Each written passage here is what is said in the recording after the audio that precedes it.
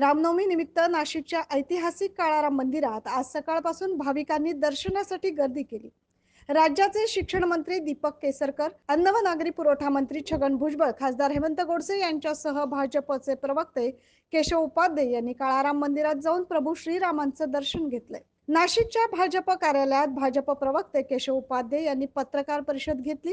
यावेळी त्यांनी नाशिक लोकसभेबाबत खुलासा केलाय. ऐकूया काय म्हणाले केशव उपाध्ये. दोन गोष्टी आहेत. तीन पक्ष एकत्र आलेत आणि तीन पक्ष एकत्र आल्यानंतर निर्णय होईस तोपर्यंत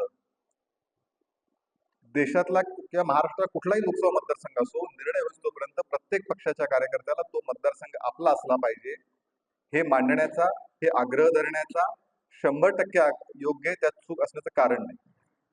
त्यामुळे नाशिक सारख्या ठिकाणी भारतीय जनता पार्टीच्या प्रत्येक कार्यकर्त्याला असं वाटतं की हा मतदारसंघ आपला हक्क आहे, तर त्यामध्ये गैर काही नाही. पण महायुतीचं वैशिष्ट्य आहे. महाविकास आघाडी आणि महायुतीमध्ये फरक काय? महाविकास आघाडीमध्ये आजही जागा वाटप झालं त्यांचं. सांगलीत त्यांच्याकडे बंडखोर उभा राहिलाय, तो उभा मागे यायला तयार नाही. रामनवमी निमित्त केशव उपाध्ये यांनी नाशिकच्या प्रभू श्री काळाराम मंदिरात जाऊन प्रभू श्रीरामांचं दर्शन घेतलंय. यावेळेस त्यांनी नाशिक लोकसभेबाबत खुलासा केलाय. 9 न्यूज महाराष्ट्रासाठी प्रतिनिधी वैभव घुगे.